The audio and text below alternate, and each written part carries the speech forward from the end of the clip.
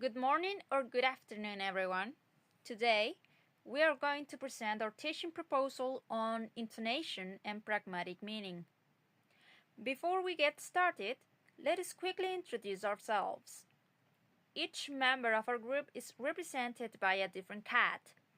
The black cat represents Vanessa Corbalán. The yellow cat represents Verónica Urquieta. And the gray cat represents me, Montserrat Concha. Before we begin, we'd like you to listen to two examples. Really? Really? Now we have a question for you. Do these two expressions have exactly the same meaning? Even though the words are almost the same, the speaker's intention can be different. The first example, Really? with rising intonation, can communicate genuine uncertainty, surprise, or a request for confirmation. The second example, Really? with falling intonation, can express confirmation, emphasis, or even skepticism, depending on the context. This shows us that communication is not only about the words we use. How we say something can also influence how our message is understood.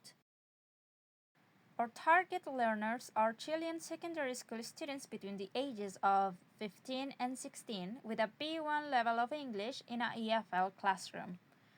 We choose this group because at this stage, students are expected to participate in increasingly complex interactions in English.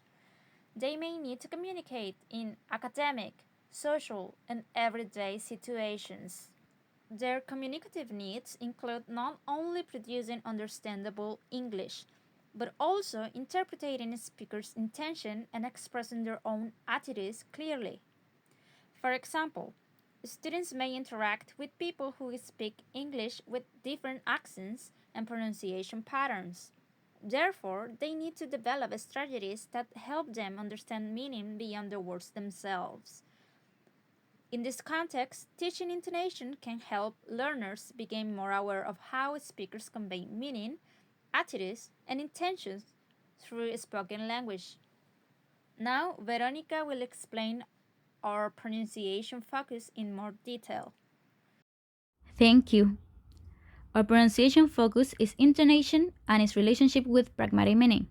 Intonation refers to the way pitch changes in speech. These changes help listeners to understand the speaker's attitude or intention. For example, really, with rising intonation, the speaker may express surprise or ask for confirmation. Now, compare it with really, with falling intonation, the speaker may express confirmation, emphasis, or skepticism. However, intonation does not have one fixed meaning. The interpretation always depends on the context and the speaker's intention. Our goal is to help students understand that intonation is a resource for creating meaning, not just a pronunciation feature. Our activity is called What Do They Really Mean? The objective is to help students recognize how intonation can change pragmatic meaning and use it to express different communicative intentions. The activity follows the four phases proposed by Seltz Morsi et al. 2010. First, description and analysis. The teacher presents two short dialogues using different intonation patterns. A student discusses what each speaker might mean and how intonation changed the interpretation. Then, listening and discrimination.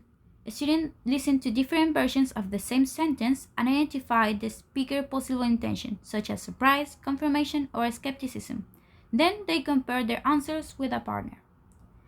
The next phase, guided practice, students receive a situation and a communicative intention. They respond using the expression really with the intonation that best matches their assigned intention. Finally, communicative practice.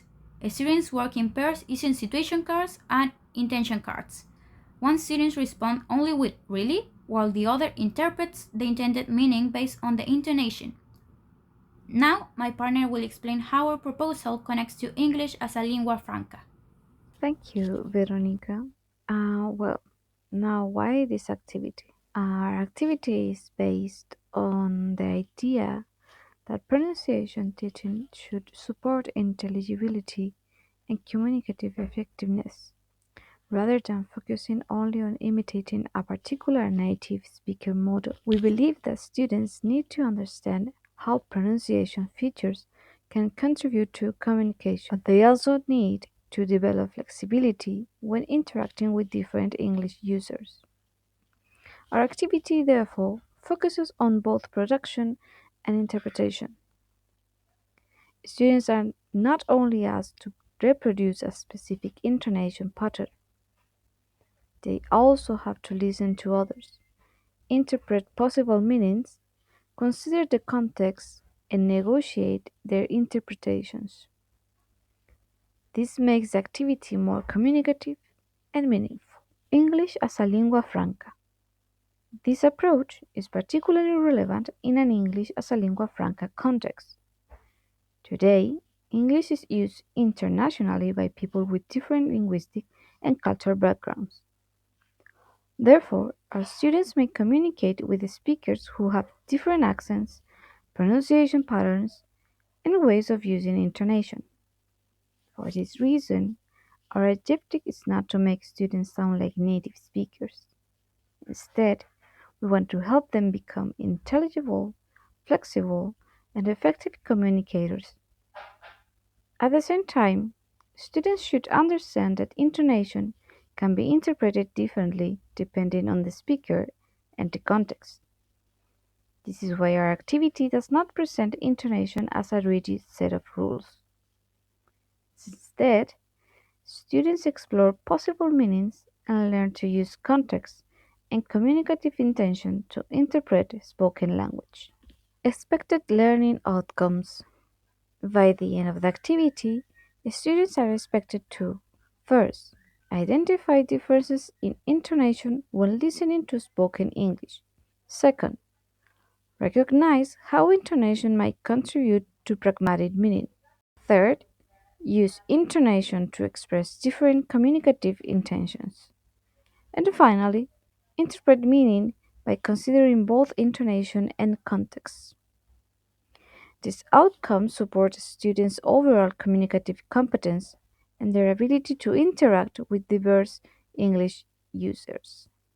To conclude, intonation is more than simply a pronunciation feature. It can help speakers communicate meaning and intentions that aren't always expressed through words alone. And in an EFL context, our goal should not be perfect native like pronunciation. Instead, we should help learners understand and use pronunciation features to communicate effectively with diverse English users. As our main message, we would like you to remember our goal is not perfect native like intonation. Our goal is effective communication.